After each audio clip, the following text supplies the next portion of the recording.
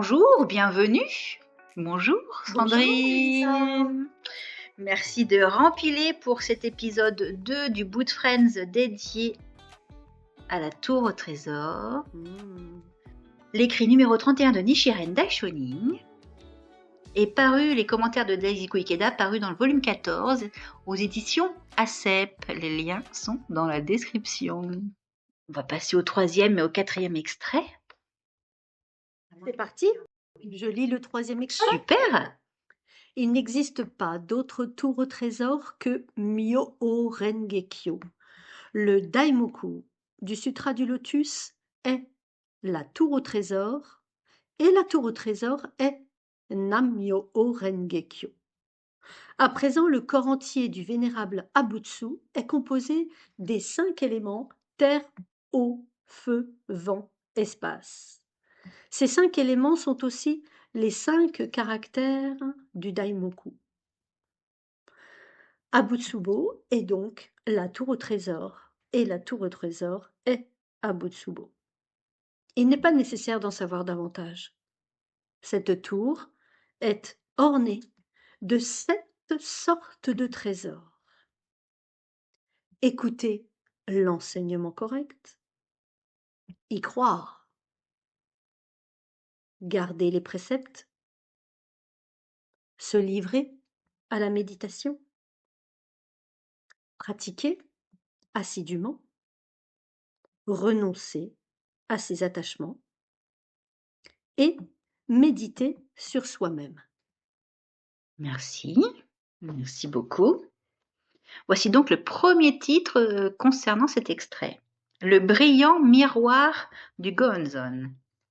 À partir de ce passage, Nichiren souligne qu'Abutsubo est lui-même la tour au trésor de Myo-o Rengekyo, qui brille de tout l'éclat des 7 sortes de trésors, et qu'Abutsubo est lui-même un Bouddha. Il explique ensuite ce qui lui permet d'affirmer qu'Abutsubo est la tour au trésor. Il déclare d'abord: Le Daimoku du Sutra du Lotus est la tour au trésor et la tour au trésor est Nam-myo-o Rengekyo. La tour au trésor du Sutra du Lotus n'est autre que Nam-myoho Renge-kyo. Le Daimoku du Sutra du Lotus est la tour au trésor, inscrite par Nichiren sous la forme du Gohonzon, l'objet de vénération. Dans le recueil des enseignements oraux, Nichiren dit: Aujourd'hui, lorsque Nichiren et ses disciples récitent Nam-myoho Renge-kyo, ils voient et comprennent les 10 000 phénomènes comme s'ils se reflétaient dans un clair miroir.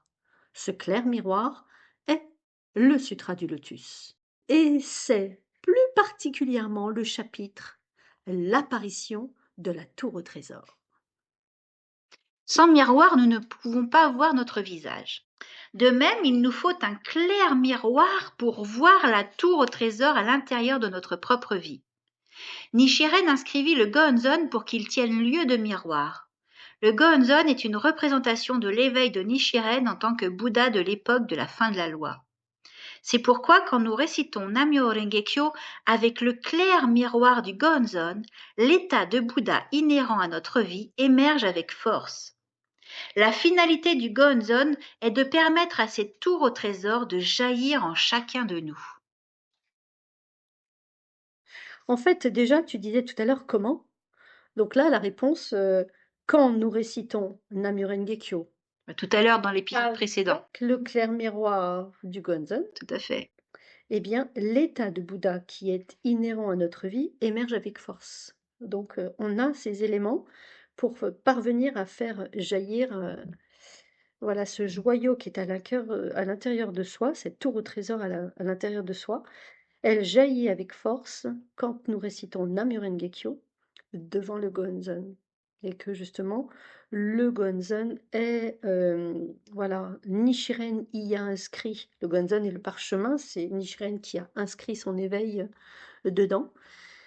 Et donc, il y est écrit Nam-myoho Renge-kyo. Et c'est la représentation de son éveil. Et donc, voilà, comme quand on voit un beau tableau et qui vient voilà, toucher notre émotion, eh bien, le Gohonzon est l'objet extérieur. Voilà, c'est le reflet de l'éveil de Nichiren, de notre propre éveil. Et quand nous récitons Namyo Kyo devant le Gonzen, nous activons et nous pouvons manifester ce même éveil. Tu veux rajouter quelque chose? Tu parlais de miroir, tu vois, quand il dit Bah, le miroir, sans miroir, nous ne pouvons pas voir notre visage, donc le Gonzen est le miroir de notre nature de Bouddha. tout à fait. Et donc, quand je regarde le Gonzen, je vois cette nature du Bouddha et c'est le reflet de la mienne. Et là, wouh, ça jaillit! Ou pas, parce que parfois il est un peu terni, Il faut le faire briller un peu. Ouais, c'est ça, il Hein? faut lustrer, voilà, il faut en prendre soin, quoi. C'est un instant et un combat de chaque instant. Enfin, un Ouais. combat, un défi de chaque instant. Voilà, donc on a déjà le moyen hein, pour faire jaillir cette tour au trésor.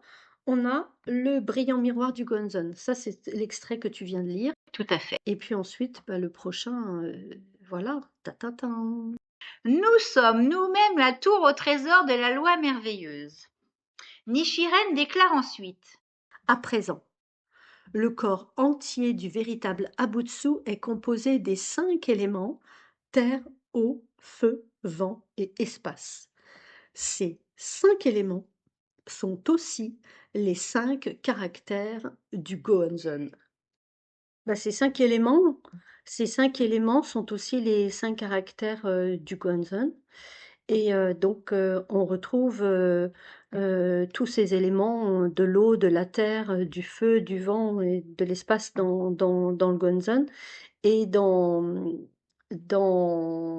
la tour au trésor, donc dans la récitation de Nam-myoho Renge Kyo. Donc, Nam-myoho Renge Kyo est constitué de tous ces éléments. Donc, on a justement, quand on récite Nam, hein, de Nam-myoho Renge Kyo, on a Nam, ça a la fonction de la terre, hein, qui est de nourrir, de soutenir, de protéger. Et Nam, c'est à la fois se fonder, hein, comme la terre sur laquelle on s'appuie, et donc fonder son esprit sur cette conviction que nous sommes Bouddha, de s'éveiller au fait que l'on est Bouddha. Et donc, on peut approfondir, bien évidemment, Nam, c'est dévouer sa vie profondément. Donc, c'est comme à l'image de la Terre, c'est un état de vie aux fondations qui sont inébranlables et de planter vraiment très profondément les racines de notre être pour ne pas être déstabilisé. Donc, c'est cet enracinement solide d'enraciner son esprit dans notre bodhéité, hein, notre tour intérieur. Donc, Nam, ça correspond à ça, à cet élément terre. Et puis, on a Myo-O qui correspond à l'élément feu.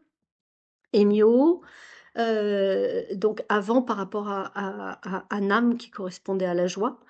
Et là, sur Myo, ça correspond au véritable soi et c'est relié, ça a la fonction du feu et qui est d'éclairer, de brûler. Et donc, c'est vraiment Myo, c'est le véritable soi. Et c'est vraiment dépasser l'attachement à son ego et de manifester son essence profonde de Bouddha. Et donc, c'est un état de vie solide et qui transforme. Hein, c'est notre capacité à transformer le plomb en or, les difficultés en éveil. Ça, c'est la force du feu. La fonction du feu, c'est de purifier. Hein, donc, on est bien donc, dans la transformation. On transforme les épreuves et les épreuves nous permettent de nous éveiller et de faire jaillir toute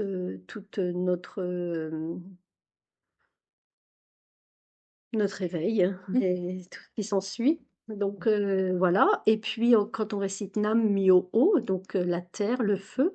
Renge, ça correspond à l'élément eau. Et c'est toute cette vertu de pureté. Hein. Donc on a la vertu de la joie, la vertu du véritable soi. On a maintenant la vertu de la pureté. Et la vertu de la pureté, elle correspond donc à Renge et c'est comme l'eau en fait, c'est purifier.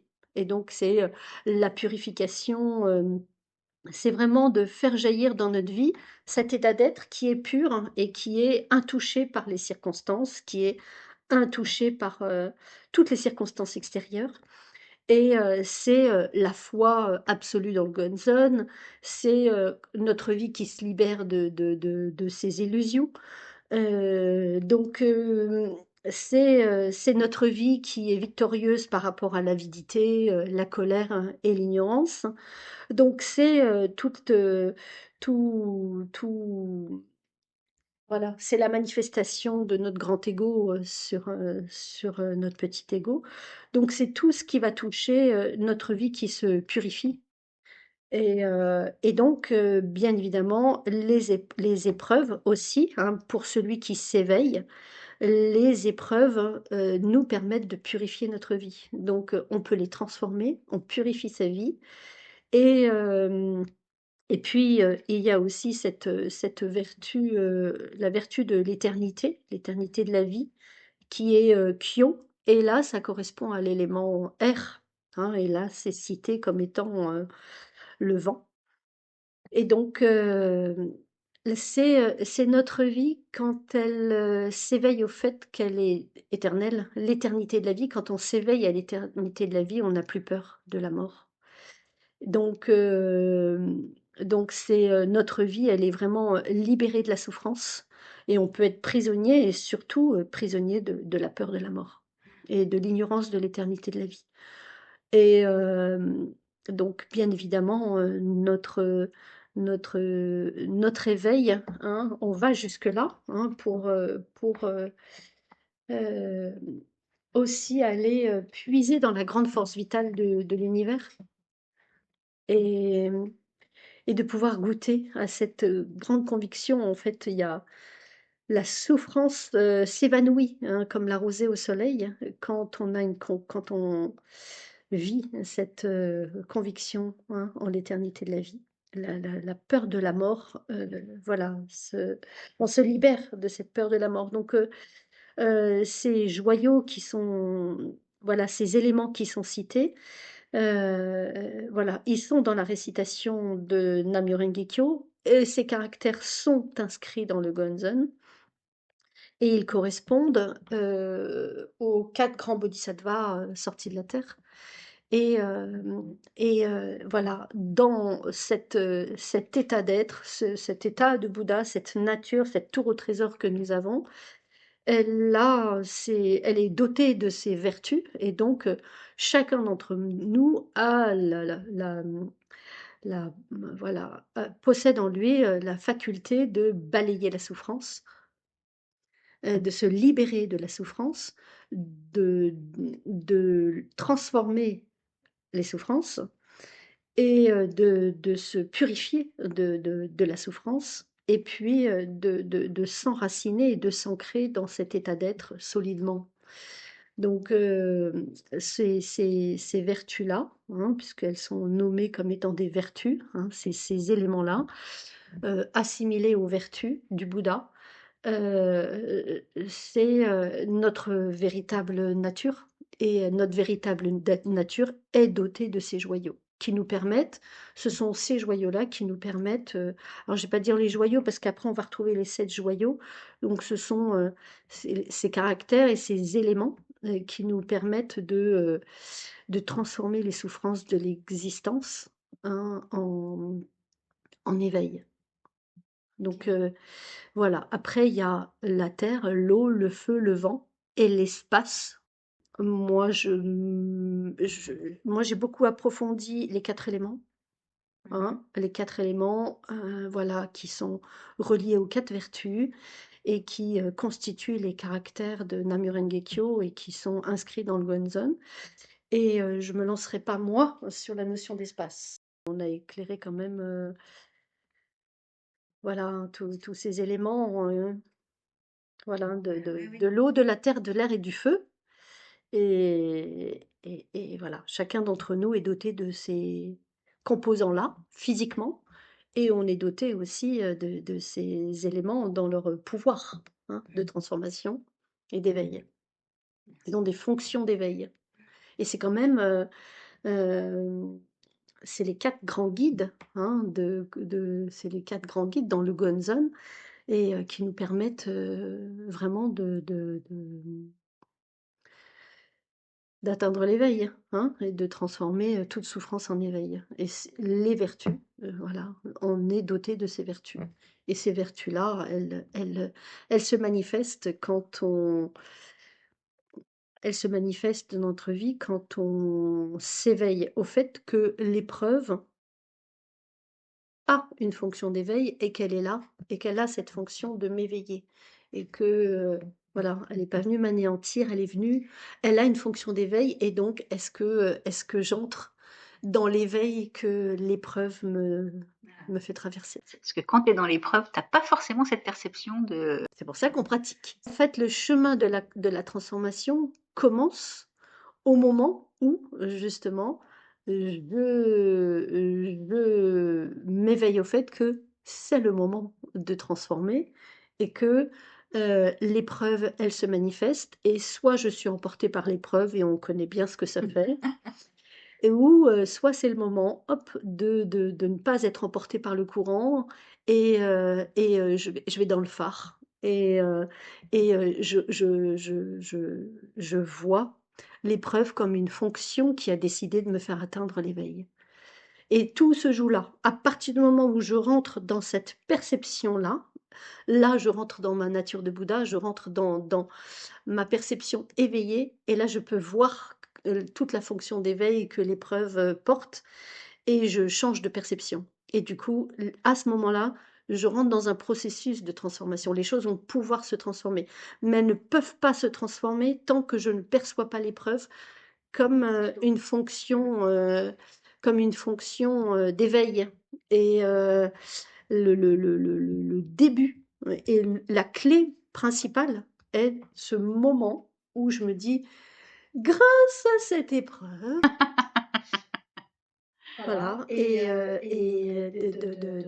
voilà, d'en faire un tremplin, du et carburant. voilà, un tremplin. Et des fois, entre le moment où je réussis à en faire un tremplin et l'épreuve quand elle arrive, entre les deux, il y a le moment où je m'écroule, j'ai oublié et que je suis emportée, hein, parce que faut le dire, hein, émotionnellement, on est emporté en un quart de seconde, hein. Nos émotions sont activées tellement rapidement, nos perceptions, tous nos blessures donc, sont activées très très vite. Donc, et par la pratique quotidienne, la récitation de Nam-myoho Renge-kyo devant le Gonzon, on parvient de plus en plus à, à aller vers cet éveil et voilà, le plus rapidement possible peut-être, mais il y a des fois on peut, Le temps, on s'en rend compte. en tout cas la bascule, le mouvement de transformation se fait quand on perçoit l'épreuve dans sa fonction d'éveil. Sinon, on reste emporté par son ego, ses souffrances, le simple mortel que l'on est. Et c'est tout, et puis c'est comme ça, hein, on souffre, comme il dit, on souffrait quand il faut souffrir et goûter la joie quand elle se présente. Et voilà. C'est pas magique, c'est avec le... Enfin, souvent, il faut quand même de l'entraînement. C'est avec le temps qu'on perçoit que nos systèmes ont un peu évolué parce qu'on se dit, oh, dis donc, avant, je serais resté 3 jours bloqué là-dessus. Tu vois, et ça dure plus que 3 heures. Mais quelle victoire. Enfin, perso, des fois, je suis là, waouh! Eh, bien joué toi-même! Ça fait du bien, quoi. Ouais. J'ai lu un extrait comme ça dans La sagesse du Sutra du Lotus, volume 2, et il y a tout un chapitre sur la famille. Et, et à un moment, il y a un extrait où justement une femme souffre de ses conditions de vie. Et puis après, justement, le président Ikeda, il explique, il dit à partir du moment où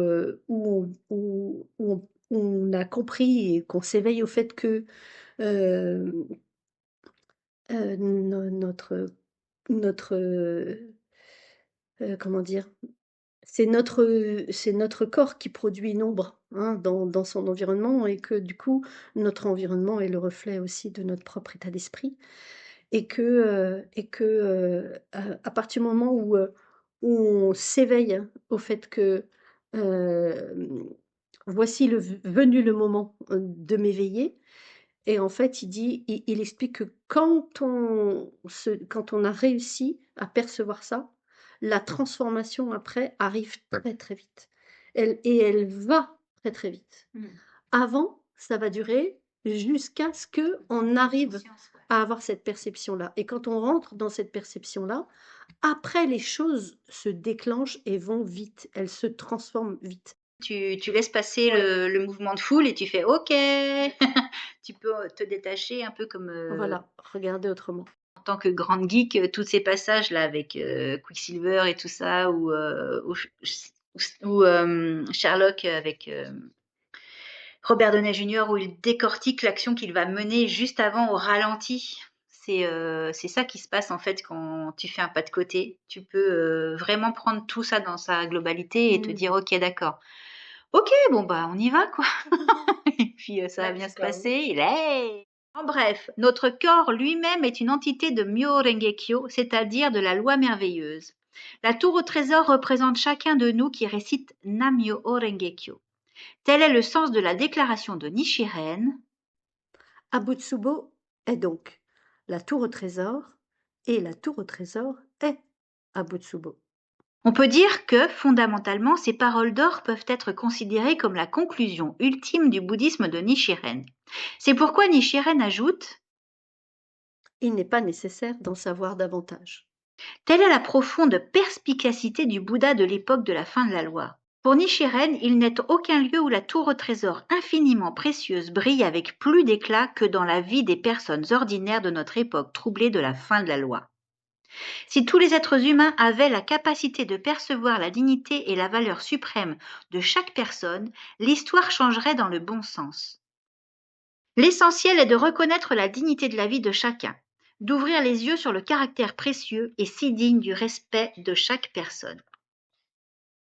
Évoquant l'évolution graduelle des systèmes politiques vers la démocratie, le philosophe américain Henry David Thoreau (1817-1862) qualifia ce type de développement de progrès vers un authentique respect de l'individu. En d'autres termes, l'humanité ne peut qu'accomplir des progrès authentiques si la société respecte, valorise et responsabilise tous les êtres humains sans exception, prenant ainsi en compte comme il se doit la véritable dignité et la valeur dont ils sont originellement et intrinsèquement dotés. Les yeux tournés vers l'avenir, Thoreau aspirait à l'atteinte de cet idéal social. Aucun État ne sera jamais véritablement libre et éclairé s'il ne reconnaît pas l'individu comme la forme de pouvoir indépendante la plus élevée, d'où proviennent tout son pouvoir et toute son autorité, et s'il ne le traite pas en conséquence. Le chapitre L'apparition de la tour au trésor nous enseigne que la vie de chacun a autant de valeur et brille avec autant d'éclat que la totalité de l'univers, surpassant ainsi de beaucoup n'importe quelle nation, voire la planète dans son ensemble. Chaque individu concrétise une telle dignité. La véritable signification de l'émergence de la tour au trésor dans le Sutra du Lotus est d'éveiller les êtres humains à ce sublime potentiel intérieur que nous possédons tous. Bah c'est pas, dis donc, c'est un petit programme fort sympathique. C'est beau. C'est l'univers, tu vois quoi. Moi j'aime bien quand il parle comme ça parce que ça, Là, c'est le summum. l'univers, la planète dans son ensemble. C'est le summum du respect, quoi. Mm. C'est pas je te respecte que à condition de. Non. C'est vraiment la valeur qui est donnée à chaque individu, mais elle est phénoménale. Il y a une telle considération. Tu te rends compte, avec autant d'éclat que la totalité de l'univers. Ah oui, il dit pas sauf Mars ou Mercure, quoi. Il dit la totalité de l'univers. Et encore, je ne vais pas rentrer dans la métaphysique et quantique et tout ça, mais on sait pas jusqu'où ça va l'univers en fait. On a le nôtre, mais je pense qu'il y en a plusieurs. Donc c'est bien ce qui est dit parce que justement l'émergence de la tour au trésor,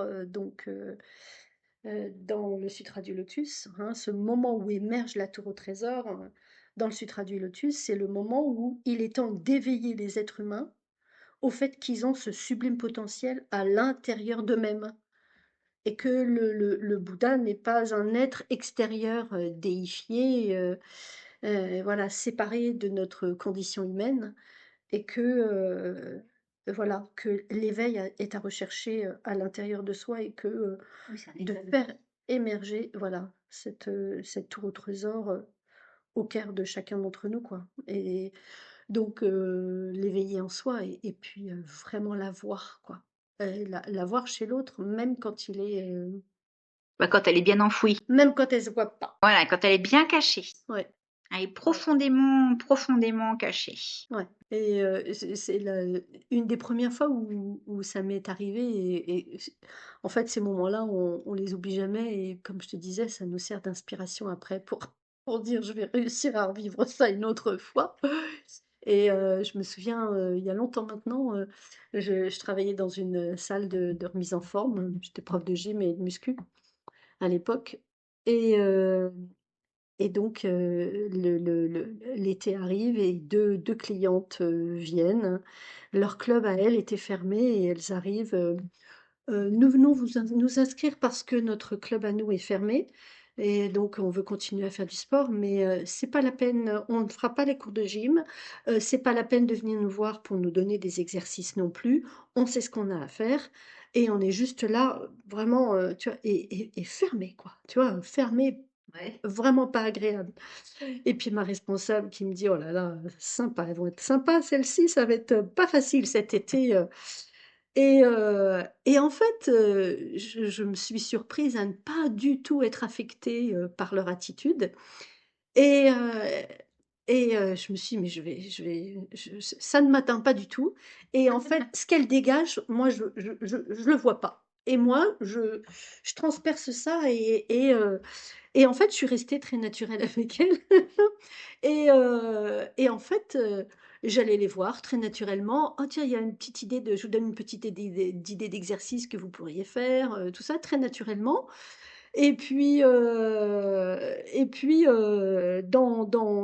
dans cet élan-là où je me laissais pas atteindre par ce qu'elles dégageaient, elles se sont laissées un petit peu elles se sont assouplies et puis elles se sont finalement, inscrites à mes cours de gym. Et finalement, elles m'ont demandé un comment dire? Voilà, un entraînement sur les machines de musculation et puis après, elles ont fini par manger au club, prendre le café au club et c'est devenu les nanas les plus sympas du club. Oui, parce que parfois, en fait, on a un a priori, mais c'est juste un bouclier que se mettent les autres autour d'eux ou une Voilà, c'est carcasse. ça, c'est ça. Quand Et là, en fait, elles étaient en protection, en fait Oui, et elles me l'ont dit après. Elles m'ont dit: «Mais jamais on aurait pu faire ce que tu as fait» parce qu'on était, verrouillées en protection et en fait, toi, tu as transpercé ça et du coup, elles ont pu, se libérer, être en pas confiance. transpercer, ça n'a pas été violent non plus, tu y es allée Non, gentiment, tu es transpercer, rentrée mais voilà. voilà, mais voilà Pareil. et c'est un exemple, pour moi que j'ai jamais oublié, en fait, parce que, c'est super de pas se laisser piéger par ce que l'autre dégage.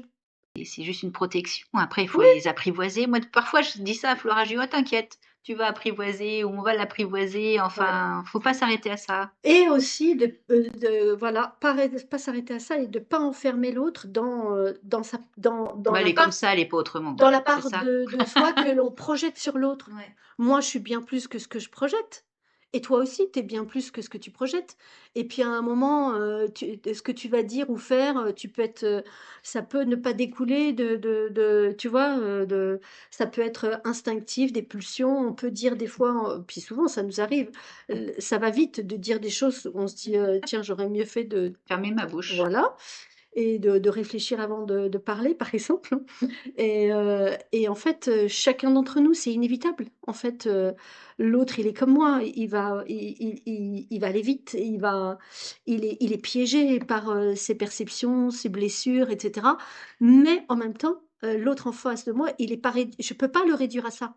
Si je le réduis qu'à ça, c'est que moi aussi je suis réduite qu'à ça et du coup, de pas me laisser enfermer quand l'autre, bah oui, voilà, il a fait un truc et si je me laisse offenser par ce qu'il dit, ce qu'il fait, mais simplement, l'autre, il est pris par ses mécanismes, sa façon de faire, ses perceptions, ses propres emballements. Mais l'autre, il est bien plus que ça et moi aussi.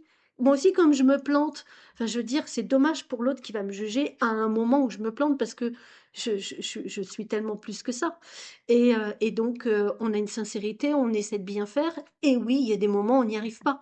mais et on va être dans cette maladresse. Et si je parviens à ne pas enfermer l'autre et à le voir au-delà de ça, et que on a des points communs, on a une humanité commune, et de pas douter qu'on a, voilà, de ne pas réduire l'autre à une émanation, tu vois, à sa personnalité qui interagit avec moi. La part de lui qui interagit avec moi, elle est très faible en À ses fait. premières couches d'oignon, quoi. Ouais, voilà. Et l'autre est tellement plus que ça. Et moi, c'est comme ça que j'y arrive, hein, avec quelqu'un où j'ai été offensée, ben oui, je me suis sentie offensée. Puis après, je m'éveille, hein. En fait, non, l'autre, il n'était pas en train de m'offenser. Et l'autre, il est en train de réagir parce que il est blessé lui aussi. Il a des réactions. Et après, si moi je perçois que c'est une offense, ben voilà, c'est moi qui, voilà, je dois cheminer moi aussi et de pas me laisser piéger. Donc, toujours, voilà, quand on parvient à pas se laisser emprisonner et de voir l'autre au-delà de ça, ben, je pense qu'on a fait un grand pas. J'ai aimé quand tu as dit notre point commun, c'est l'humanité. C'est notre humanité. Parce que parfois, il y a vraiment zéro point commun, tu vois. 0. Mais quand il y en a zéro, tu fais, mais quoi la galère? Et Ouais, en fait, il y a l'humanité, bien sûr, nous sommes en vie, enfin, tu vois, on est des êtres humains. ouais. Et puis on peut avoir des objectifs communs, même si les moyens pour y arriver sont différents, même si on a des personnalités différentes. Mm. Il y a un cœur, des fois, en tout cas, il y a un cœur commun qui aspire à la paix aussi. Oui, c'est ça. Bah, alors, voilà, hein. Et on peut avoir à cœur, voilà, on a le sens de la mission très développé, et puis à un moment, pouf, tu vois, dans ta façon de parler ou de dire ou de faire, ben, tu vas déplaire, tu vas dire un truc, tu vois, qui va pas aller. Et alors, c'est pas pour ça que, tu vois, que je suis condamnable. Mais par contre, je peux me remettre en question, voilà, je peux dire je suis désolée, repartir, rebondir, et reprendre ma route. Et si seulement on n'était pas enfermés par les autres, et si nous-mêmes on n'enfermait pas les autres dans ce qu'ils disent et ce qu'ils font, en fait, parce que c'est tellement ce qu'on dit et ce qu'on fait, c'est pas toujours le fruit d'un exercice conscient. Si c'était toujours en conscience, ce serait fabuleux. Mais ce qu'on dit et ce qu'on fait, c'est souvent Du sous le joug réactif. de notre inconscient. Donc de réaction, de pulsion. Et pouf, ça a été plus vite. Ça a été plus vite et ma réflexion n'a pas eu le temps de s'enclencher. J'ai pas eu le temps. Et puis des fois, les pulsions sont fortes, hein, et plus fortes que ma conscience. Donc c'est vraiment un chemin. N'empêche que chaque individu, voilà, a sa dignité, mais si chacun d'entre nous parvenait, bon, quand on voit la société dans laquelle on est, c'est quand même compliqué. Mais partir de soi et de le véhiculer à partir de soi, voilà, de résister à ça, quoi. Et on est bien d'accord que quand on dit ça, on ne dit pas non plus d'accepter tout ce qui vient de l'autre. Bah non, Tu vois, quand c'est intrinsèque ou tacite, ou enfin, tu vois, quand on dit les choses, faut tout dire, hein, parce que perso, moi, j'écoute ça, je me dis: «Ah ouais», tu vois? Enfin, j'écoute, sans écouter. Si j'étais vraiment, hem, un être ordinaire sans esprit de recherche, oui, je me dirais, «OK, donc du coup, OK, donc il faut vraiment faire tout le temps un effort». Oui, il faut tout le temps faire un effort, et en même temps, l'effort, c'est de savoir dire stop. Parfois, quand vraiment on nous prend trop la tête, tu vois, avec, c'est de faire comme Fukio, c'est de bien reconnaître. J'ai l'impression de ramer, mais je pense que ça va être cohérent. C'est de bien, reconnaître en l'autre, son état d'humanité. Notre point commun, c'est l'état d'humanité, et en même temps, quand vraiment la personne en face ne démord pas de la situation, ou vraiment ne change pas d'attitude aussi, enfin, ou il peut être très agressif, ou il faut savoir faire un pas de côté en disant: «Bah, écoute, on se revoit plus tard, je te laisse te calmer», ou voilà, j'entends tout ce que tu dis, mais là, concrètement, je vais prendre soin de moi, puis je vais revenir ultérieurement, voir comment prendre la température. Est-ce que ça me paraît clair ce que je dis ou pas? ouais. C'est, comment dire? Comment dire? Il y a cette, perception qui est la nôtre et d'ailleurs, je crois qu'il en parle dans le texte. C'est-à-dire, est-ce que je reste un être, un simple mortel, comment dire? Dominé par ses pulsions et son fonctionnement inconscient ou je fais grandir ma conscience? Et là, faire grandir sa conscience, c'est toute sa vie. C'est toute sa vie qu'on se lave, c'est toute sa vie qu'on fait des efforts, mais c'est pas des efforts, c'est se polir, en fait, c'est polir sa vie et il y a rien à faire. Heu, Tout ce qui active, mes tendances, il y a j'ai pas d'effort à faire. La les événements, naturellement, par notre sensibilité et notre fonctionnement émotionnel, on interagit et on est né comme ça, on interagit avec les circonstances extérieures. Et les circonstances extérieures, elles viennent pas activer ma tour au trésor. Et ma tour au trésor, pour l'activer, va falloir que je m'éveille, hein, au fait que justement, ben voilà, je peux utiliser les épreuves que je rencontre pour l'activer et pour transformer.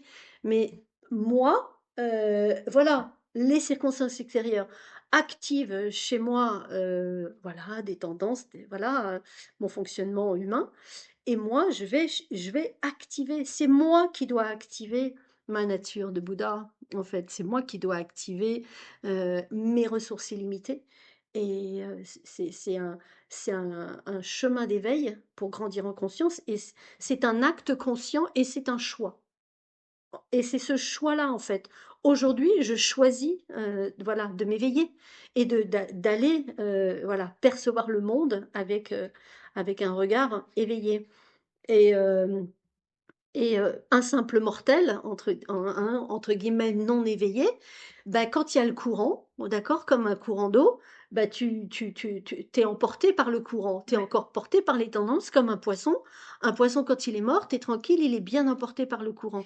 Eh ben, un poisson vivant, je suis désolée, il remonte le courant, c'est l'inverse. Et moi, je trouve ça fabuleux, en fait. Est-ce que moi, je remonte le courant? Est-ce que je suis influencée par les circonstances extérieures? Et ça, j'ai pas d'effort à faire, hein, c'est facile. Mais ou est-ce que c'est moi qui exerce mon pouvoir d'influence sur la base de mon humanité? Oui. Tu vois?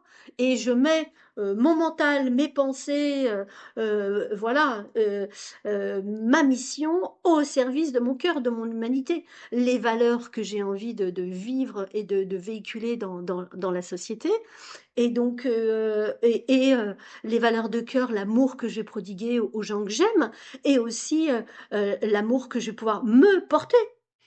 Tu vois? Et puis entre guillemets, l'amour pour, la vie sur terre, les hommes, la condition humaine, et cet amour universel. Donc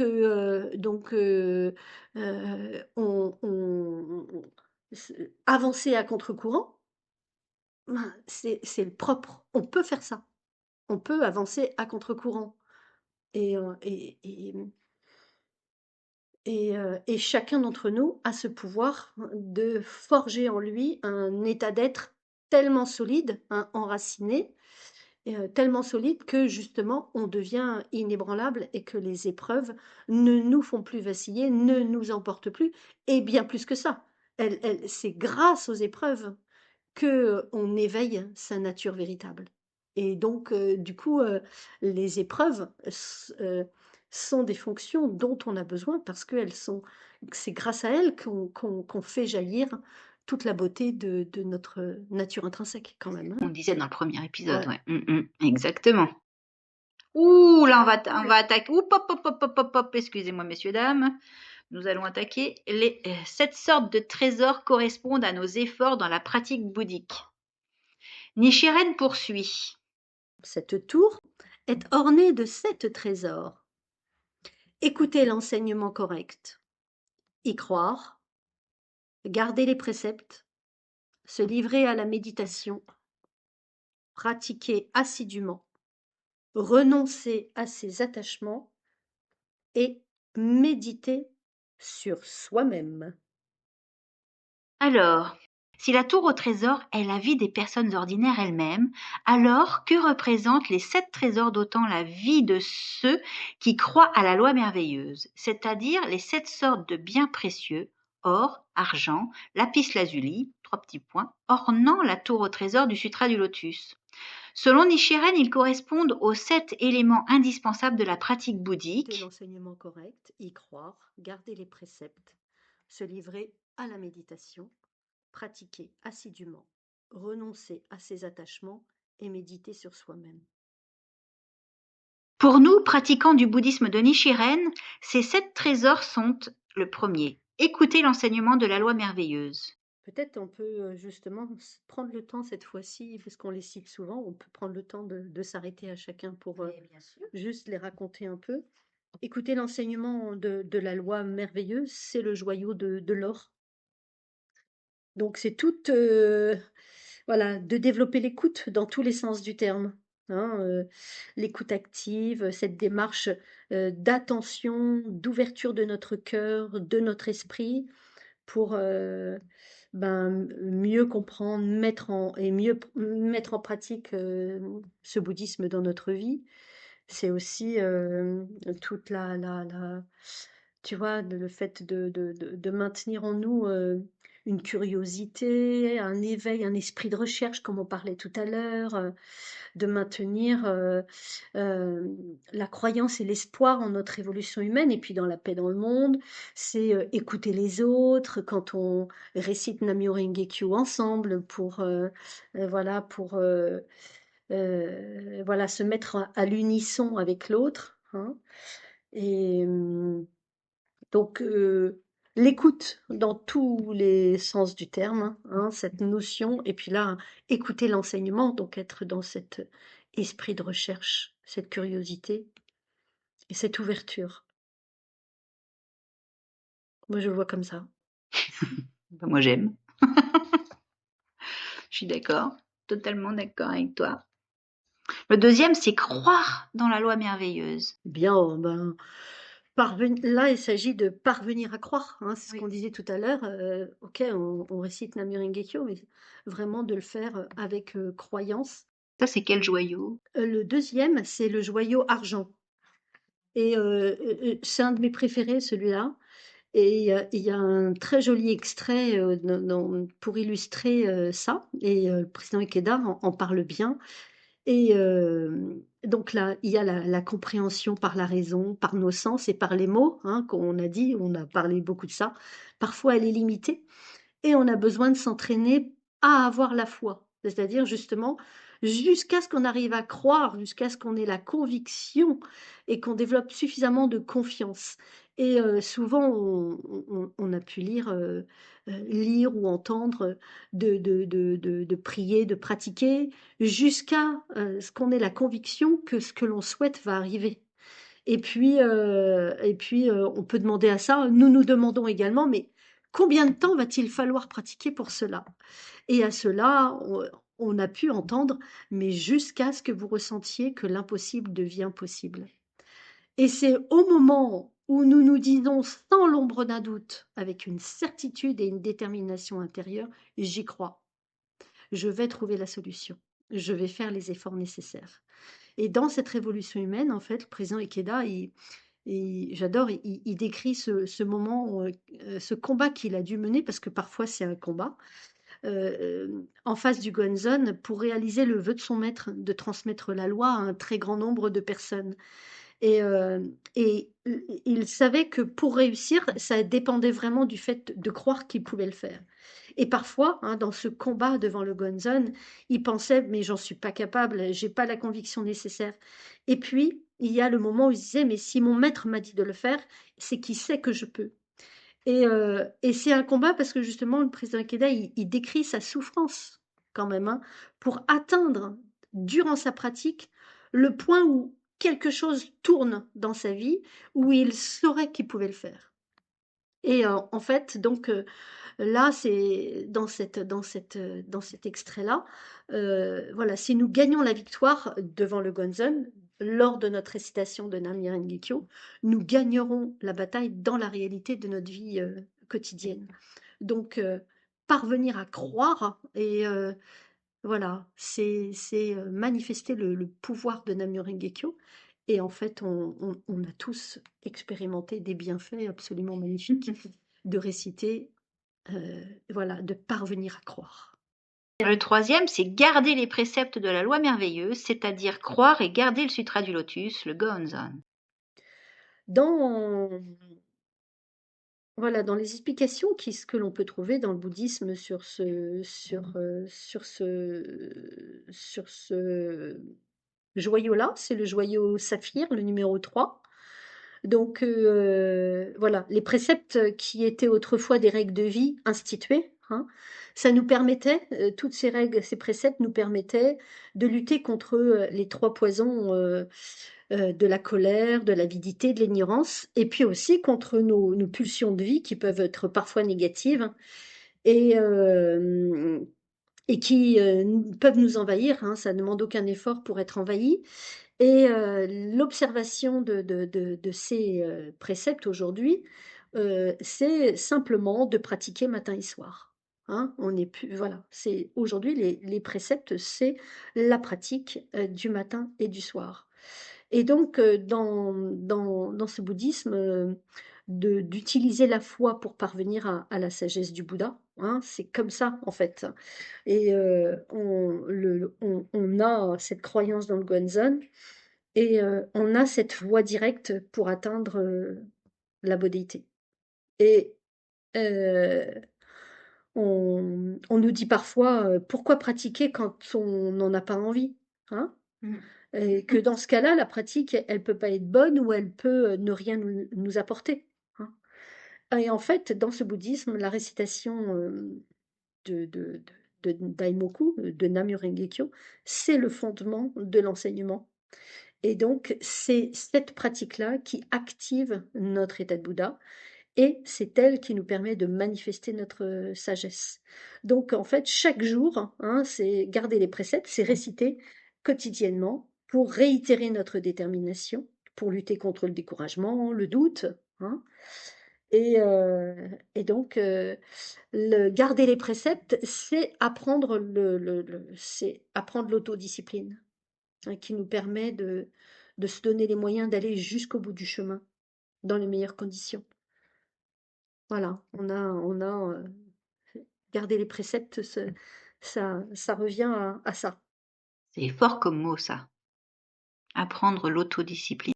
Ben, tu sais, dans une des propositions pour la paix, le président Ikeda, il cite en disant vous êtes le père et la mère hein, du Bouddha de l'illumination parfaite, c'est-à-dire soi-même, hein, c'est nous qui donnons vie à notre état de Bouddha, c'est nous qui le faisons naître et qui devons le faire croître aussi, tu vois, le faire grandir.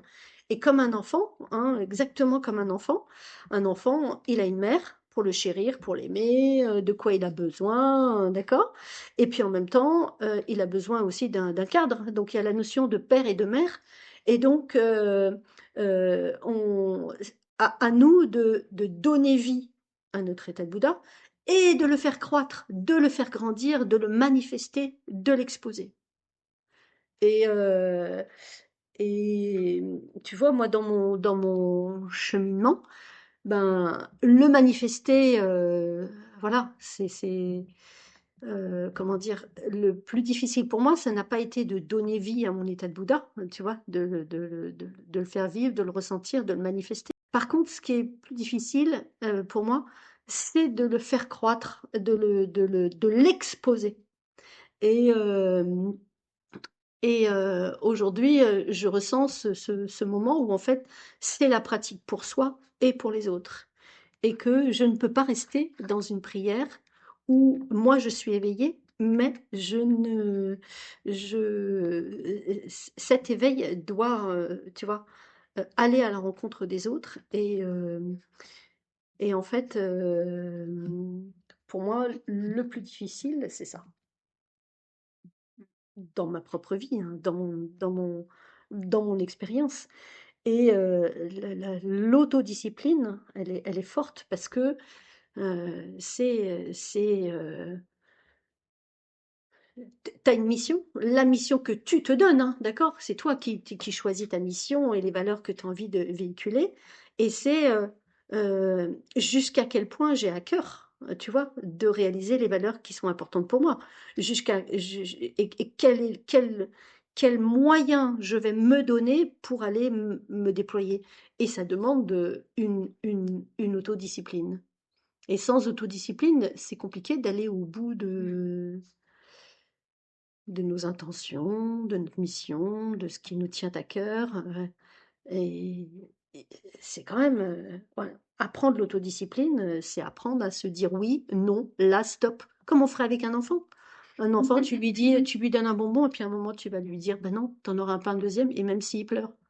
Bon ben voilà, voilà. Est-ce que moi, je suis capable de m'arrêter si je mange un bonbon et de dire non, je n'en prendrai pas un deuxième parce que ce n'est pas sage. Alors c'est un tout petit exemple, hein. Mais l'autodiscipline, c'est fort parce que c'est ne pas se laisser emporter, tu vois, ne pas se laisser emporter et décider d'avancer à contre-courant, quoi. Je, je, je discipline, je discipline mon ego, je discipline ma personnalité et elle est vacillante, elle est éprouvée parce que quand même, et en fait, qui est aux commandes de ma personnalité? Tu vois, ma personnalité, alors, Ton tu cœur ou vois, ton cerveau? et est-ce que tu vois, est-ce que mon être, tu vois, ma nature véritable, est-ce que, en avançant dans ma vie, petit à petit, qui est aux commandes? Et est-ce que c'est ce véritable chef d'orchestre qui harmonise tout et qui englobe aussi cette part de moi qui est ma personnalité et qui est la part de moi qui rencontre les autres et qui est la plus éprouvée? Et donc, est-ce que cette part de moi, elle peut prendre appui sur ma nature véritable? Et du coup, ma personnalité, si elle n'a pas un axe solide autour duquel s'appuyer, eh ben, c'est hyper difficile en fait, parce que plein d'épreuves peuvent nous faire vaciller. Et là, c'est comment dire, cette discipline, c'est de poser au cœur de soi une conscience telle, un état d'être suffisamment éveillé, solide, ancré, sur lequel je m'appuie et sur lequel ma personnalité peut prendre appui, elle peut s'appuyer parce que cette part de moi, elle est forte, solide, inébranlable, elle a toutes les ressources. Et en fait, voilà. Et du coup, cette part de moi m'aide à discipliner ma personnalité. C'est là qu'on active le devenir le maître de son cœur, hein. Ouais. Donc, effectivement, chérir sa vie, le respect de soi, la dignité de sa vie, redonner à sa vie toute sa dignité, sa royauté, et c'est aussi tout son pouvoir. Et comme on disait aussi, comme il a été dit au cours d'été cette année, une reine ou un roi est au service de son peuple. Donc je prends l'entière responsabilité, hein, je prends la responsabilité et en même temps, voilà, je suis animée de ce vœu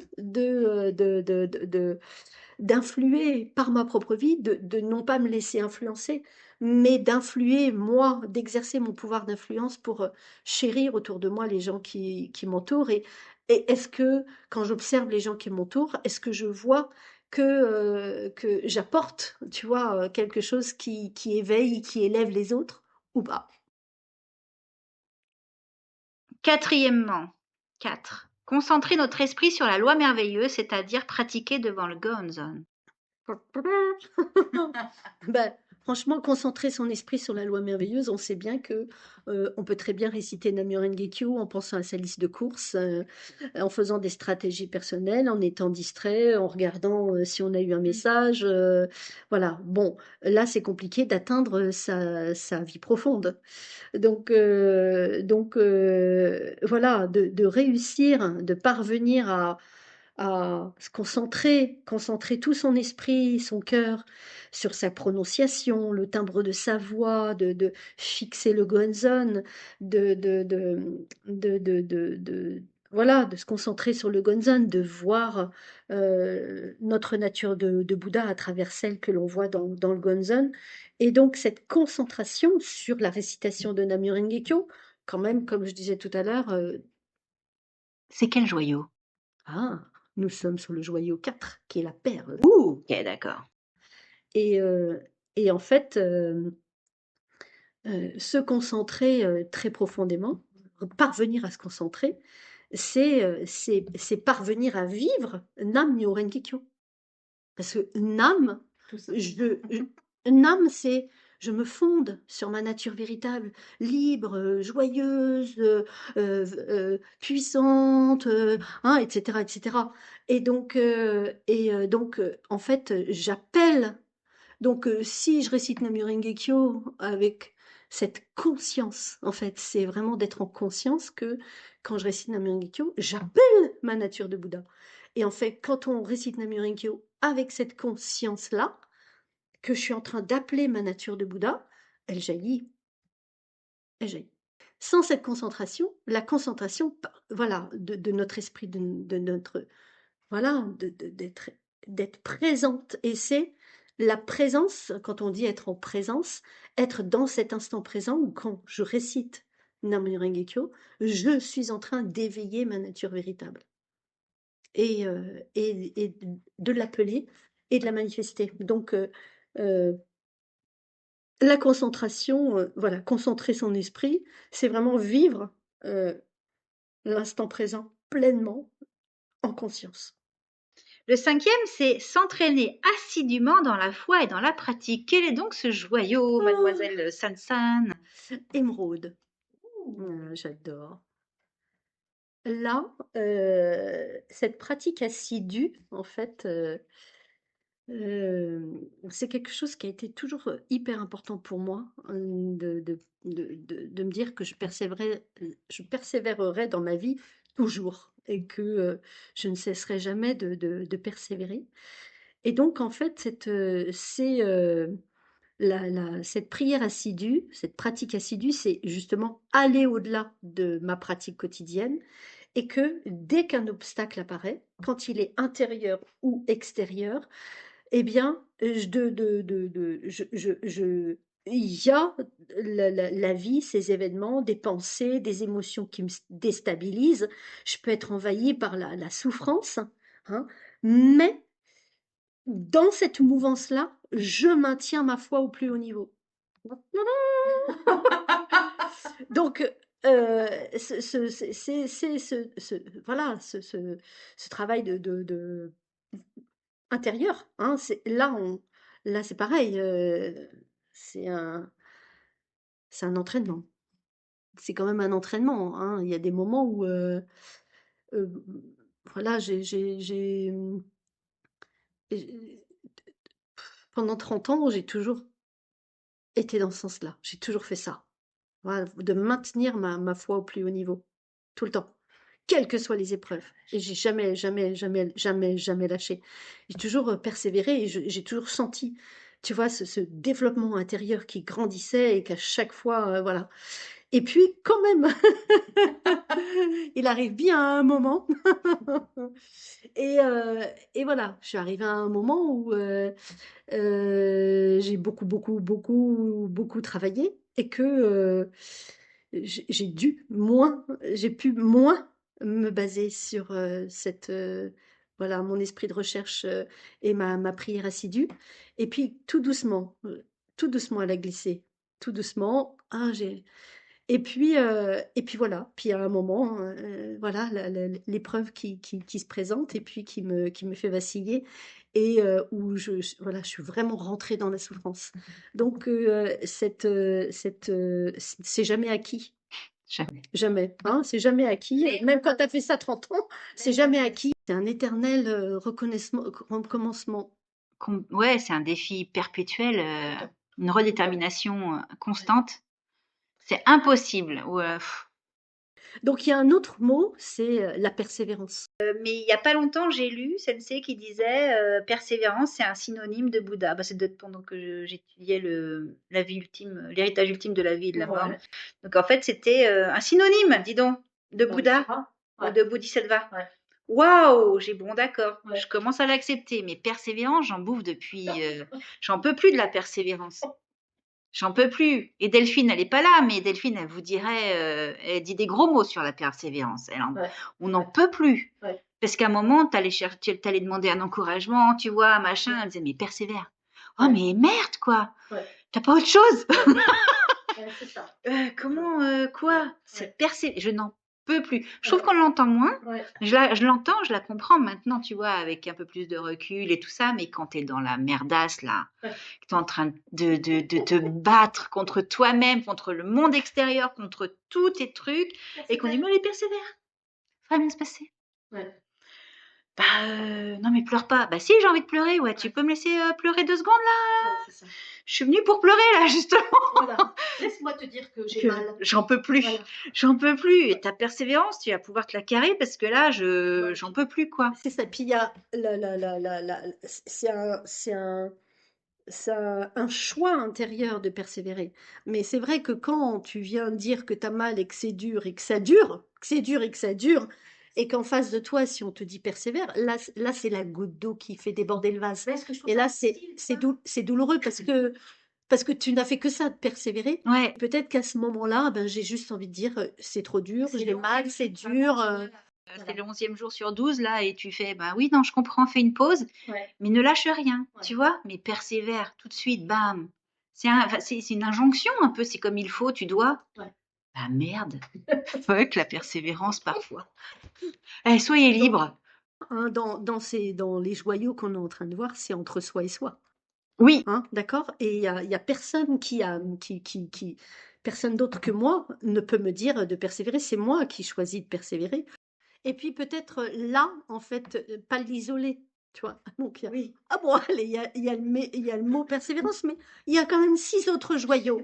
J'ai peut-être encore des blessures pas très guéries ou en voie de guérison, mais c'est vrai que persévérance balancée comme ça, Ouais, on me le balançait assez ouais, comme ça. Après, je parle de mon expérience à moi, mais de moi avec moi, sur mon petit ego, c'était compliqué. ouais, c'est ça. C'était ardos. Alors qu'un bon, je te tape dans le dos, je te fais un câlin, on en parle, mais surtout tu lâches rien. Voilà, mais persévérance. Ouais, ouais, Waouh. ouais, c'est ça. C'est un mot costaud, quoi. Moi, j'aime bien qu'on me dise ça. T'inquiète, je suis avec toi, quoi. Tu vois, on Ouais, c'est va ça. Ouais. autre chose, quoi. Puis Ouais. persévérance. Persévérance, t'as l'impression d'être seule, t'as l'impression de. C'est mon ressenti perso, Oui, hein. puis ça fait combat, guerrière. Il manque plus, tu vois, liberté! Ouais, je suis pas. Comment il s'appelle Mel Gibson, là-dedans. Ah, j'ai plus le nom, mais enfin bon. Franchement, liberté, quoi. Liberté. Ouais, ouais. Persévérer, quoi. Allez, persévérer, les gars. Ouais, de développer le réflexe de pratiquer quand un obstacle se présente. Oui, bah c'est joliment présenté, ça, comme ça. Ça va mieux? Oui, ça me plaît. Le 6e, c'est rejeter notre égocentrisme en plaçant la foi en premier. Wouhou! C'est le rubis. Donc, le fait il y a de se dévouer, hein, sans égoïsme. Et donc, c'est là, ce qui est dit, c'est vraiment de placer sa foi au centre de sa vie. Donc, placer sa foi au centre de sa vie, ça veut dire croire, d'accord? Hein, c'est je crois en ma nature véritable, hein, et je me fonde sur ma nature véritable pour vivre. Donc, c'est ça que ça veut dire, hein, placer notre foi au centre de notre vie. Et ça veut dire de se mettre sur un pied d'égalité avec les autres. Et donc, bien évidemment, on a, bien sûr notre personnalité, notre ego, hein, avec ses tendances à rechercher la reconnaissance, la valorisation, la protection, ou alors, voilà, où, on va mettre un mur entre soi et les autres. Par moments, comme moi en ce moment par exemple, j'ai mis un petit mur entre moi et les autres en disant: «Bon, il va falloir un tout petit peu de temps», mais c'est ça qui a émergé ces derniers temps. Et j'en suis fortement consciente. Et puis effectivement, voilà, des fois, on peut reculer le moment où on affronte sa souffrance. Et quand on recule ce moment, et ben, l'accès à notre nature, véritable, elle se fait pas. Donc oser, en fait, oser affronter, la souffrance qui est la sienne. Et donc voilà, oser l'affronter avec, hein, sa nature véritable, de s'ouvrir vraiment aux autres, d'avoir le soutien de ses amis, voilà, donc c'est, hem, de surtout, comment dire? De maintenir notre cœur ouvert, notre vie ouverte et qu'on soit, vraiment sur, voilà, qu'on s'ouvre à notre grand ego et qu'on mette pas de barrière entre soi et les autres. Donc rejeter notre égocentrisme, ce serait ça et de placer la foi en premier pour rester dans le lien avec les autres et de pas se laisser piéger par, dans l'égocentrisme, on a, ce qui est le plus fort, c'est toutes les blessures que l'on a et nos blessures nous font déclencher des réactions et quand on a des réactions et des mécanismes de protection, eh ben, on peut mettre une barrière entre soi et les autres et du coup, créer un fossé et on s'isole, on se replie et il y a ce mouvement, voilà, comme parce qu'il y a un moment où on a besoin de retrouver un sentiment de protection et on a des souffrances qui nous maintiennent dans cet égocentrisme et dans cet égoïsme comment garder vraiment la foi au centre de notre vie? C'est ce choix, d'accord? C'est ce choix conscient que, le plus important, c'est de maintenir ma croyance vivante, vibrante et que quand je me mets devant mon gonzon pour réciter Nam-myoho Renge-kyo, voilà, je chante, tu vois, j'éveille, hein, j'appelle ma nature, véritable et j'appelle toute la solidité de mon existence, quoi, tu vois? Si je suis en coupure par rapport aux autres, je suis emportée par mon ego et donc maintenir ma foi, active, quoi qu'il arrive, c'est, rester en lien avec les autres et à un moment, À on ce fait cette moment-là, comme dirait expérience. Shariputra, à ce Voilà moment-là, hein. et voilà, en fonction des blessures de chacun, on peut expérimenter ça très fortement le moment où tac, à un moment, un mécanisme de protection et de retrait et tu te replies. Mais voilà, ça fait partie du chemin que l'on a à parcourir pour rester en lien avec les autres. Voilà, donc OK. continuer de s'intéresser aux autres. Le septième point, se livrer à une réflexion honnête sur soi-même et s'efforcer constamment de s'améliorer jour après jour. J'adore. La cornaline, s'améliorer constamment. Et là, tu vois, on retrouve, l la notion de désir, tu vois? Le désirer devenir Bouddha, garder le moral, lutter contre l'accablement, se développer, on parle de, tu vois, la jeunesse éternelle. C'est la jeunesse d'esprit.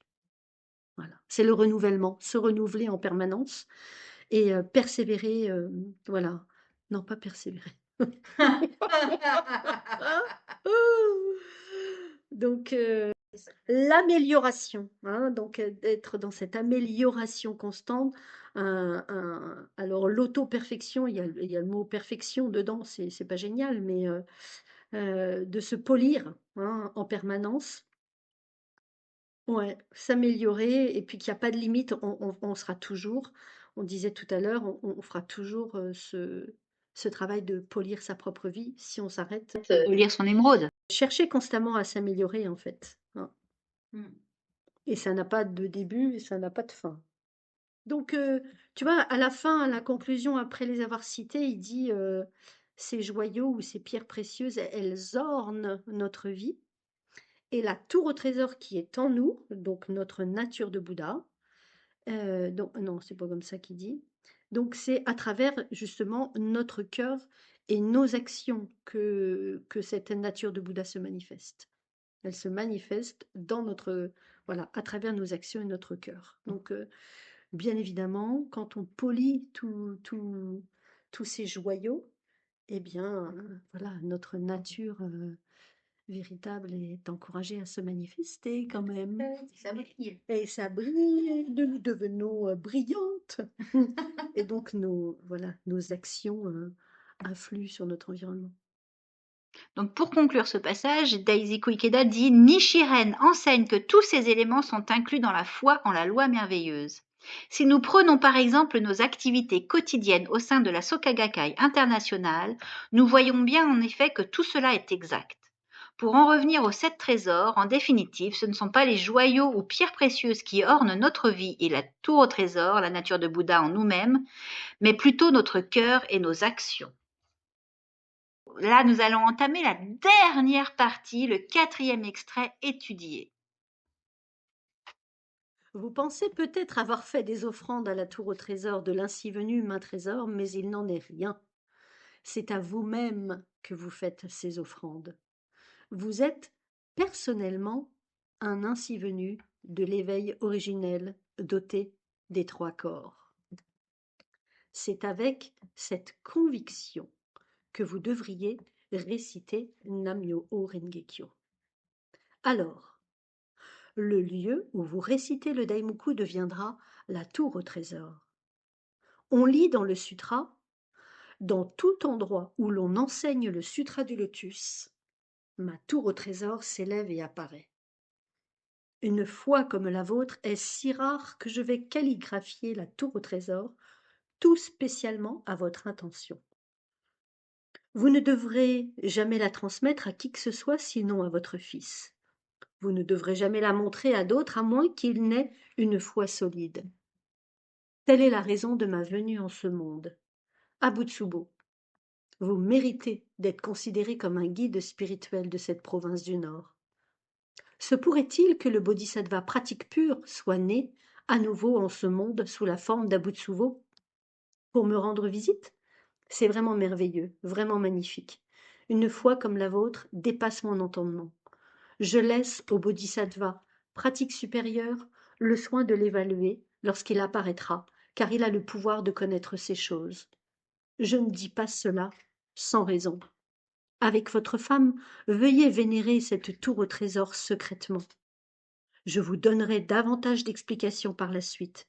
Avec mon plus profond respect, Nichiren. Le 13e jour du 3e mois de la 9e année de Bunei 1272, signe cyclique de Misonoe Saru au vénérable Abutsubo. Alors, quel est le titre du paragraphe de ce que nous allons étudier maintenant? C'est la tour au trésor se trouve dans notre vie, à l'endroit même où nous sommes maintenant. À Derval. À Derval. Il y en a 2 là au-dessus de la maison. On a l'impression d'être dans un jeu vidéo. Il y a 2 tours au trésor au-dessus. Nichiren écrit ensuite. Vous pensez peut-être avoir fait des offrandes à la tour au trésor de l'ainsi venu main trésor, mais il n'en est rien. C'est à vous-même que vous faites ces offrandes. Les offrandes que nous faisons à la tour au trésor, en d'autres termes au Gohonzon, sont en réalité des offrandes que nous nous adressons à nous-mêmes. Nichiren dit aussi qu'Abutsubo lui-même est L'ainsi venu de l'éveil originel, doté des 3 corps. c'est-à-dire un Bouddha parfait et complet. C'est une immense déclaration que d'affirmer que chacun de nous est originellement un tel Bouddha. Le Gohonzon nous permet d'élever notre vie et de briller de tout notre éclat. C'est ce qui distingue le bouddhisme de Nichiren Daishonin et en fait un enseignement authentiquement humaniste. De plus, nous sommes l'ainsi venu de l'éveil originel doté des 3 corps et la tour au trésor. De ce fait, partout où nous sommes se trouve l'emplacement de la tour au trésor. Comme l'écrit Nichiren dans cette lettre, Le lieu où vous récitez le Daimoku deviendra la tour au trésor. Cela veut dire aussi que partout où nous pratiquons avec une foi forte dans le Gohonzon, ce moment et cet emplacement deviennent immédiatement la cérémonie dans les airs et le pic de l'aigle et la tour au trésor se dressent dans les airs. Alors, qu'est-ce qui t'inspire dans cela, ma chère Mélissa? Nous sommes des Bouddhas Ouais. parfaits et complets. Alors, en tant que Bouddha parfait et complet, nous sommes donc dotés de... 3 corps. Voilà, ce qui veut dire nous sommes dotés de... pleinement dotés de compassion, de sagesse, l'éveil du Bouddha. Voilà, on a ce courage, cette sagesse et cette bienveillance en nous. Donc on est doté de ces 3 corps-là. Qu'on active quand on récite Namyo Renge-kyo, du coup on switch. Et puis on purifie, vraiment notre cœur et notre esprit pour être basé, sur justement, au lieu d'être dans l'avidité, la colère et l'ignorance. Donc, l'ignorance, c'est ignorer ma nature véritable, hein, l'ignorance. Et on a la colère. Donc la colère, c'est, l'autre est responsable de mes maux, hein, c'est de la faute de l'autre. Donc, il y a, reprendre cette responsabilité qui est la nôtre, donc, la bienveillance, l'envers de la colère. Et puis, voilà, l'envers de l'avidité. L'avidité, c'est vouloir recevoir, vouloir être aimé, vouloir posséder, vouloir recevoir. Donc, voilà, d'aller guérir ce cœur et notre esprit, et le purifier, en tout cas, pour aller vers plus de bienveillance, de sagesse et d'éveil. Donc, d'éveil à notre nature véritable. Ce qui nous permet de manifester du courage. Et ce que j'aime aussi, c'est ici maintenant, c'est comme on est, et c'est là où on récite Namyo Renge-kyo, où on se trouve en fait. Ouais, c'est ça. Quand on est basé sur notre état de Bouddha, c'est où on se trouve, c'est là où se trouve la tour au trésor. Ouais. Un peu envahissant, mais c'est super cool. Oui. C'est bon, on s'en rend pas compte. Oui, c'est vrai. Là, quand j'ai déménagé, et effectivement, j'ai quitté une vie citadine. euh, voilà, avec la joie de la vie sociale, riche, et pour venir voilà, dans un petit village en campagne. Et ça a été quand même un choc important. Je ne m'y attendais pas à être aussi fortement ébranlée, hein. Donc ça m'a beaucoup, beaucoup, beaucoup secouée, déstabilisée.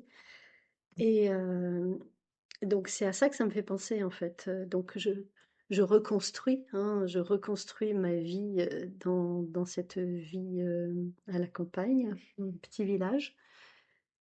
Et c'est une reconstruction et donc de voir que, d'accepter que c'est voilà, mon nouveau lieu de vie et que c'est un lieu où je vais m'y épanouir, hein, et que ça n'est pas une vie qui s'est effondrée en venant ici, mais que ma vie va continuer à se déployer et s'épanouir ici.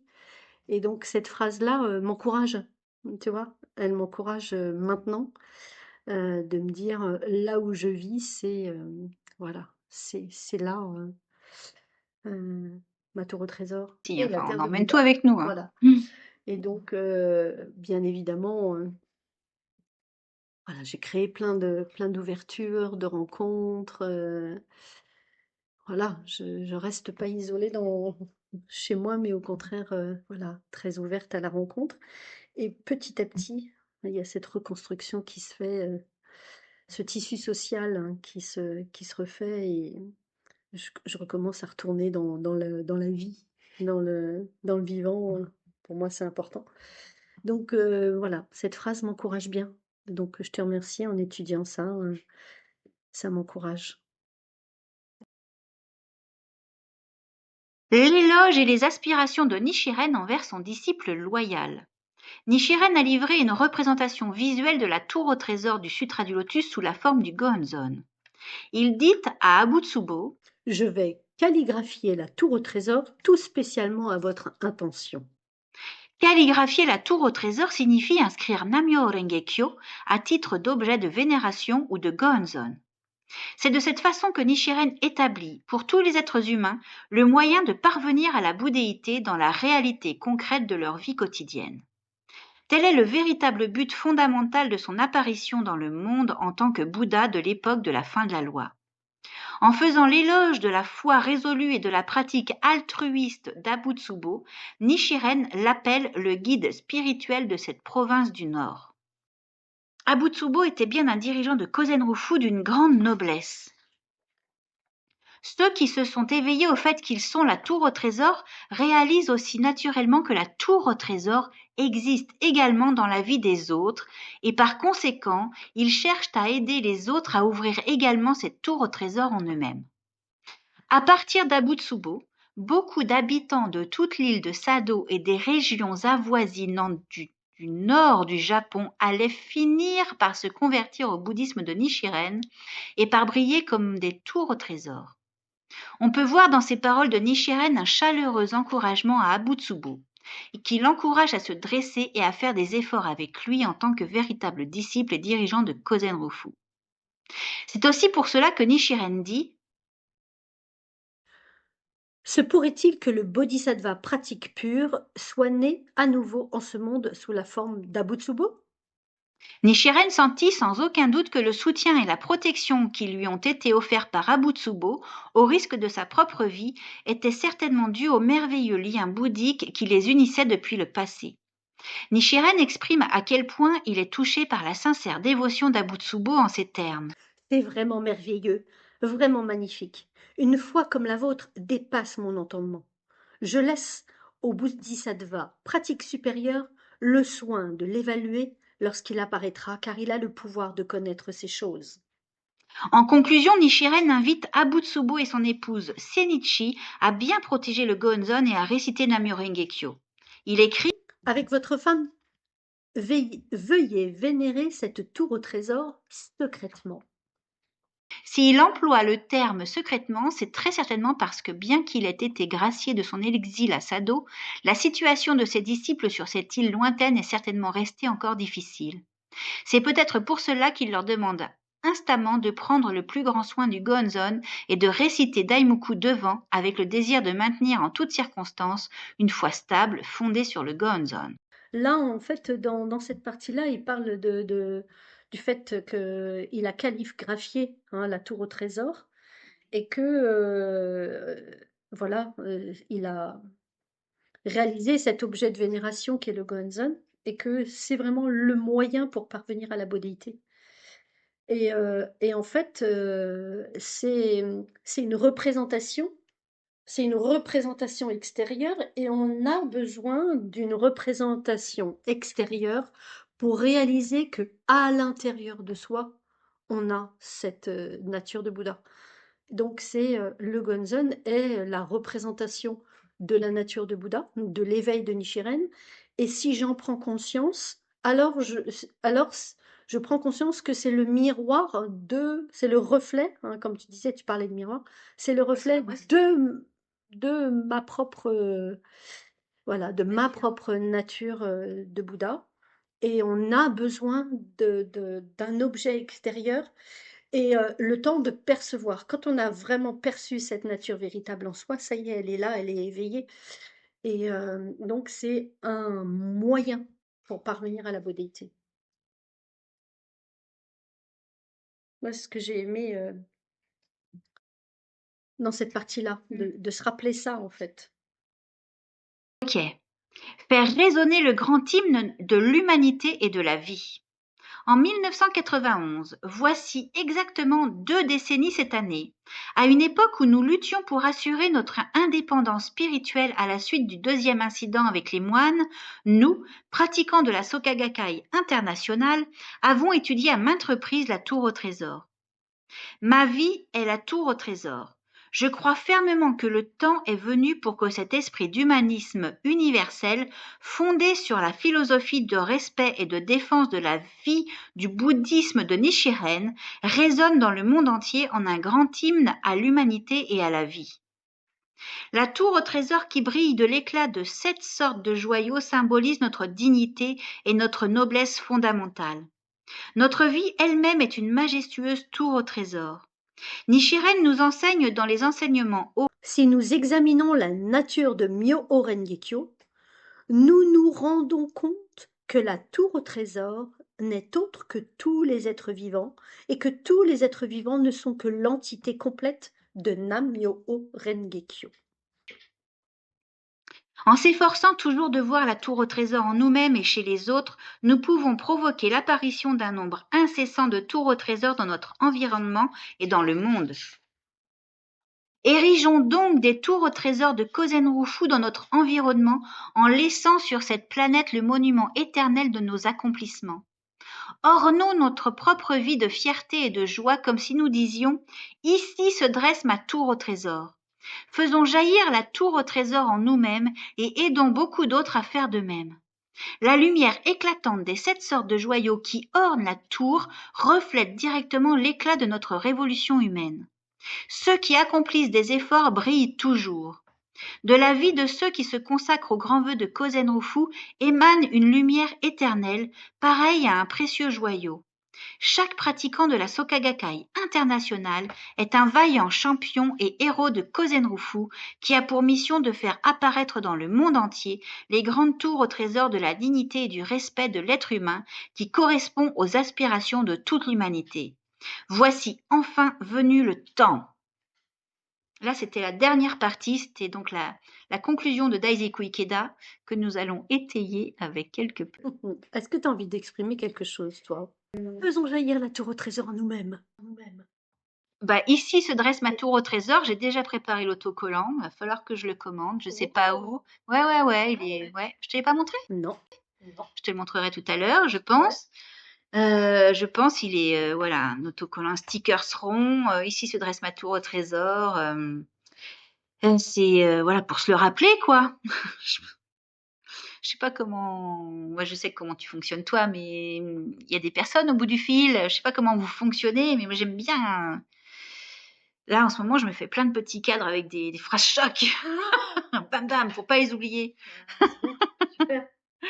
J'aime bien ça. Mais c'est quand même tout le temps fort quand même. Quand même. Et cette, voilà, de faire jaillir la tour au trésor en nous-mêmes et d'aider les autres à faire de même, si on évoque cette cérémonie dans les airs, hein, cette image-là, cette cérémonie-là, en fait,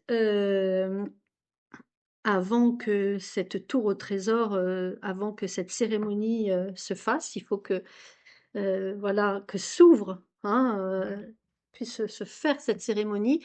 Et avant cette ouverture de la tour au trésor, eh bien, Shakyamuni va devoir purifier par 3 fois la terre. Et en fait, cette purification par 3 fois de la terre, à notre, comment dire, il purifie par 3 fois effectivement tout l'environnement pour que tous les êtres puissent assister à cette cérémonie dans les airs. Et là, cette image-là, en fait, c'est de la comprendre dans sa propre vie et que notre vie est remplie d'illusions et que nous avons besoin de nous libérer de nos propres illusions. Et, et ces illusions, en fait, par 3 fois, donc la première purification hein, de notre propre vie, c'est de parvenir à être maître de notre cœur. Et en fait, c'est effectivement, j'ai des désirs, des émotions, une sensibilité. Et on a tous hein, ces illusions qui découlent de notre pensée, de nos désirs et qui nous maintiennent dans des états de vie d'animalité, d'avidité, de colère, le bonheur temporaire, etc. Et, euh, et en fait, on a besoin d'accéder à des états d'être plus évolués, éveillés. Et donc, pour y parvenir, eh bien, effectivement, il faut se libérer de ces illusions qui envahissent notre esprit. Et puis, voilà, notre esprit, et puis d'être envahi par des pulsions, des désirs. Et il y a aussi dans les illusions qui concernent la maîtrise de son propre esprit et de son propre cœur, il y a la maîtrise de son cœur par rapport à ses désirs, et puis être maître de nos pensées. Donc c'est Toda qui disait, à partir d'aujourd'hui, je ne suivrai plus les caprices de mon propre esprit, ni ne céderai aux conceptions erronées, à l'arrogance, la colère, ni à toute mauvaise disposition d'esprit. Et donc, on a cette discipline. Et là, on retrouve cette autodiscipline de se loger dans des nobles pensées Et donc, on a nos pensées s'emparent de nous. Et comment est-ce que nous, on va entraîner notre esprit et lui donner des pensées, voilà, libérées de nos illusions. Donc, toutes les illusions de notre pensée, on a des conceptions faussées sur la vie. Euh, c'est tout ce qui a été acquis, hein, par l'éducation. C'est pas ce qui est inné, mais ce qui est acquis par l'éducation. Et puis on a bien sûr toutes les illusions qui découlent du désir et là qui sont vraiment qui résultent de tous nos instincts et nos pulsions. Donc on a et à travers déjà ces premières illusions-là, eh bien il en découle, hein, comment dire, toute notre avidité, notre colère et notre ignorance de notre nature de Bouddha. Donc déjà, on a cette difficulté à décerner le vrai du faux. Donc déjà, cette première illusion-là. Et puis, la deuxième n'est pas des moindres. Et là, c'est ce qui est évoqué, c'est que la seconde illusion, ces illusions-là sont aussi nombreuses que les grains de sable et de poussière. Qui elles touchent? Elles touchent ceux qui veulent aider les autres. Moi, je Et fais là, c'est pas rien. des choses, hein, Là, tu j'arrête. des choses. Et donc, du coup, c'est toutes les souffrances qui vont être déclenchées parce qu'on a à cœur d'aider les autres et de leur donner le moyen d'être heureux et que on va être déçu par une attitude et que nous, on y va avec un cœur bienveillant, avec notre sincérité. Et il y a le moment où l'autre va avoir, voilà, va avoir une attitude à laquelle on ne s'attend pas, etc. Et donc, ça, on va, comme on dit, comme là, elles sont aussi innombrables que les grains de poussière et grains de sable. Alors, c'est que dans cette vie-là, donc dans cette vie de bodhisattva, dans cette vie où tu as à cœur d'être, voilà, voilà, du bonheur d'autrui, eh bien, voilà, les difficultés vont apparaître, beaucoup de souffrances vont apparaître à ce niveau-là quand on veut aider les autres. Et voilà, on peut être déçu par tellement d'attitudes et de pas oublier que de pas reculer, tu vois, devant notre sincérité, de pas reculer au moment où on est déçu, hein, par une attitude. Et la troisième des illusions, Tu utilises le terme décevoir. Ça, c'est quand tu as pas un gros réservoir de pratique quand même, parce qu'à un moment, tu apprends à lâcher prise. parce que à quel moment j'ai dit décevoir, je m'en Quand tu es rappelle plus. déçu par la réaction de l'autre. Oui, Quand on récite Namur Gecko, quand on pratique et qu'on travaille tu vois, depuis, là, c'est ce qu'on n'arrête pas de dire, qu'on fait notre évolution humaine, qu'on travaille sur soi et tout ça, à un moment, tu apprends à lâcher cette attente de l'autre.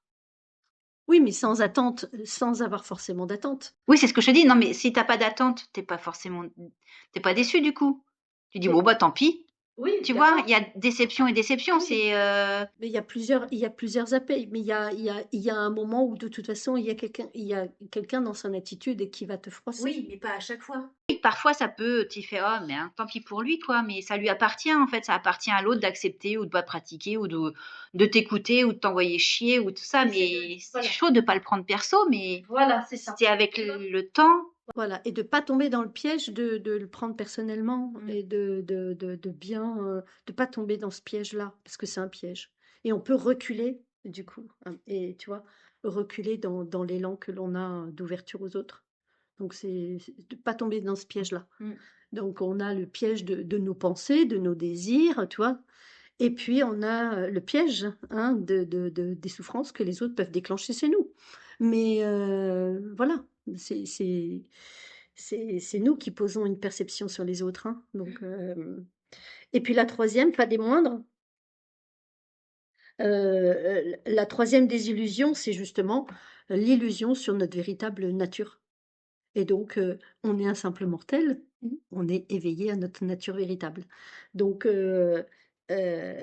voilà, ça c'est la plus importante et c'est vraiment ce qui nous empêche de voir notre nature véritable, c'est vraiment cette, l'obscurité fondamentale, c'est ce qui nous empêche de voir le joyau, de notre vie. C'est la plus importante et c'est celle qui est à la racine de tous nos désirs, de nos illusions, et c'est ce qui vient fausser et déclencher toutes les illusions dans notre cœur et notre esprit.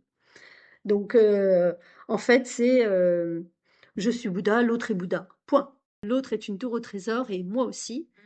Et donc, du coup, si on revient à ce qui est exprimé dans le texte, euh, voilà, c'est à ce moment-là, quand la terre est purifiée par 3 fois, que peut avoir lieu la cérémonie dans les airs. Et donc, nous, hein, c'est pour ça on parlait de changer de perception, de bien être dans un changement de perception pour percevoir les choses à partir de ma nature véritable et pas à partir du simple mortel. Et donc de percevoir les choses pour que, voilà, sur la base de ma nature véritable, changer de regard, percevoir les choses autrement et d'être dans cette perception qu'on trouve, nous, souvent le terme, on ne l'a pas lu là, mais c'est un terme qu'on trouve souvent, c'est la perception ultime.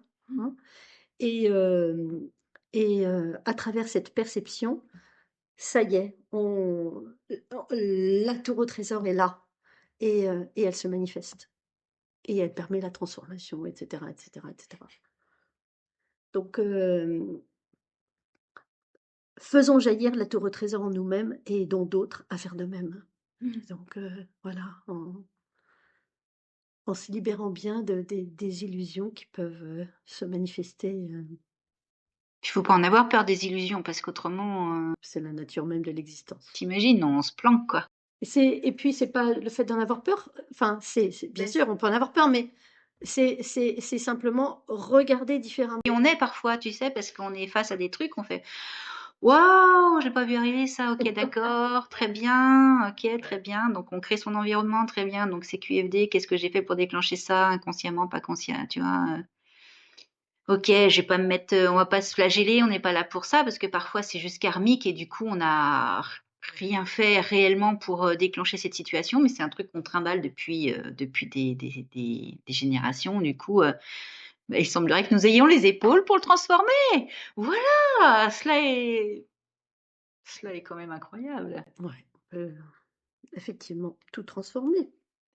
L'impossible, impossible, t'as dit tout à l'heure. Ouais, c'est ça, c'est vrai. Hein. Donc, voici enfin venu le temps. Voilà, ça y est.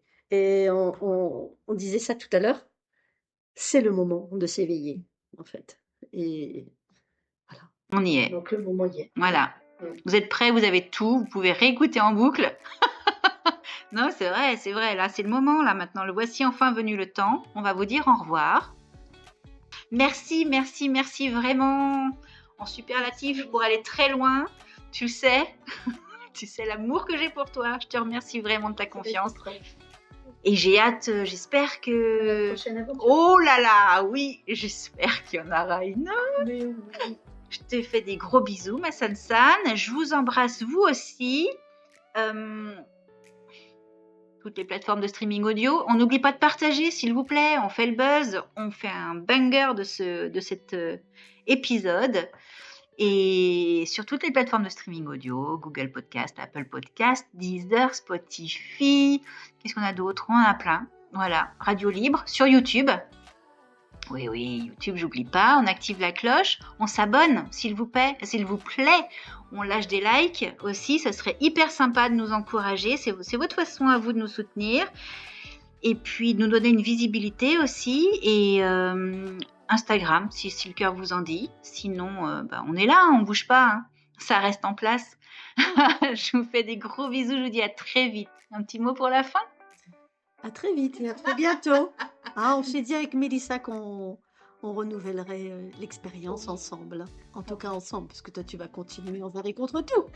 Mais tu referas encore avec moi. Voici enfin venu le temps de persévérer et de polir son émeraude. Bisous. Bonne continuation.